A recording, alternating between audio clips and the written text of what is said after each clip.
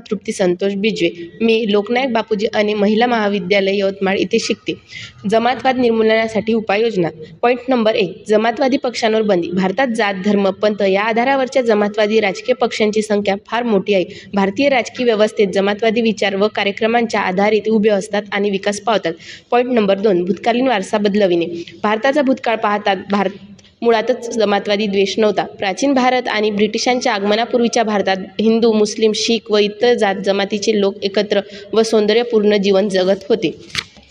Point number 3.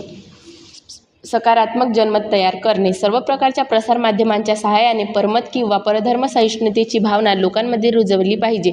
जातीय प्रचार व प्रसिद्धी तात्काळ थांबविली पाहिजे. Point number 4. आंतरधर्मीय विवाह. भारतातील निरनिराळ्या जाती धर्माचे लोक विकासाच्या निमित्ताने एकत्र येत आहेत. तरुणांमध्ये समानतेच्या आधारावर संबंध निर्माण केल्यास त्यांच्यातील जातीय व धर्मीय